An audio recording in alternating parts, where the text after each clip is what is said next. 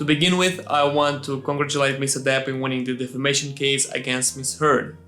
As you all know, the trial between Johnny Depp and Ms. Heard took place between April 11th until June 1st, from which Johnny Depp claimed $50 million in damages and Amber Heard counterclaimed with $100 million in damages. Ms. Heard alleged after the divorce with Mr. Depp in May 2016 that he had been physically, verbally, and emotionally abusive through the relationship.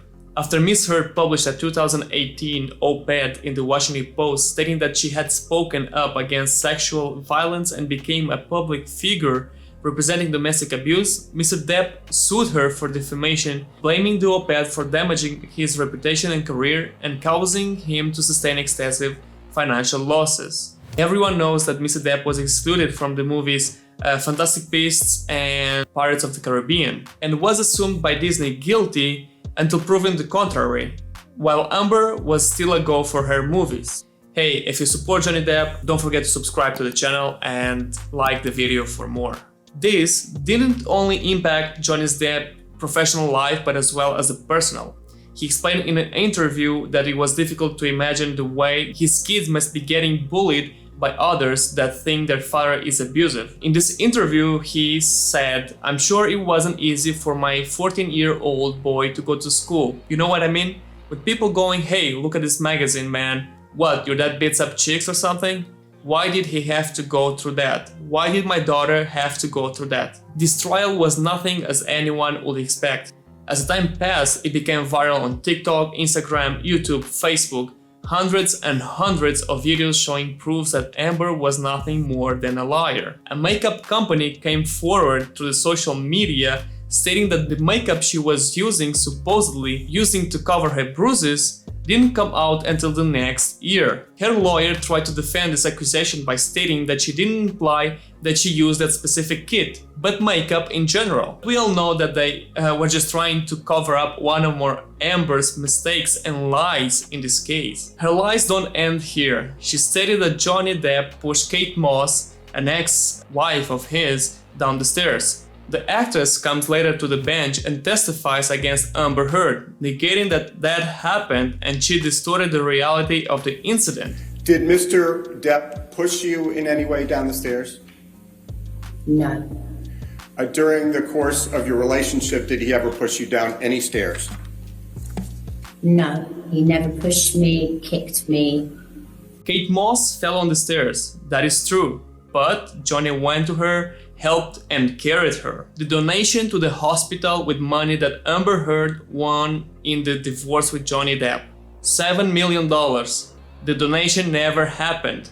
Even so, she stated that she made the entire donation, splitting it between two hospitals. Not realizing that donating and pledging are two different words with different meaning, Amber Heard kept insisting that she pledged, and pledging is the same as donating in her head. $7 million donated, not pledged, donated the $7 million divorce settlement to charity.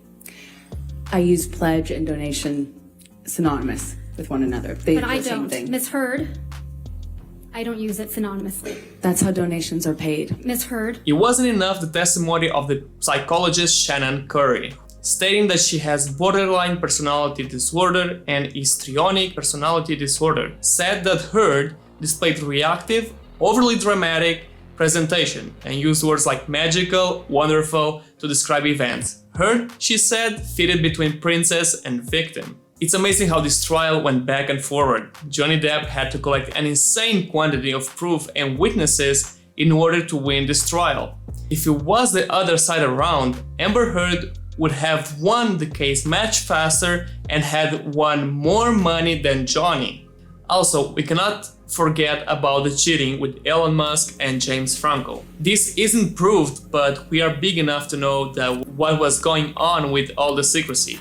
Both of these were later called to testify since they were able to see Amber in the days and nights between when she claimed Johnny Depp smashed her in the face and when she went to court with painted bruises to obtain a temporary restraint order. In the end, both of them didn't testify. Lucky for Amber. The videos, text messages, and witnesses he gathered only made him win a total of $10,350,000 out of the $50 million he asked, having to pay her $2 million back for him defaming her as well. Not that he wanted or needed the money, his objective was only to show the world that he was innocent of all of the accusations. The trial has come to an end weeks ago, and so did the verdict. But Amber Heard is not happy and is still trying to prove her innocence. In the latest exclusive interview and in the social media, she stated that all of the allegations and hate from social media influenced the decisions of the jury. But back in 2020, also in an interview, she stated that paid rumors and paid campaigns on social media don't dictate because they have no basis in reality. Well, it's funny how the social media has a base in reality now that the verdict didn't go her way, as it seems Amber Heard can't pay the entirely $10 million. And as she tried unsuccessfully, she can't also file for bankruptcy, as punitive damages are never deductible or dischargeable. And maybe you are asking yourself, Amber lied in court. Isn't that punishable with jail? Well, it would be if it were to be a criminal case. But this is a civil case, which means that she won't go to jail for her guilty verdict. With all this, we lost the only actor that could actually fill in Jack Sparrow's shoes. But in return, he won his integrity and image back, for which we fans are more than happy. Well, it's all for today. Until the next episode of Yesterday's Truth, and see you.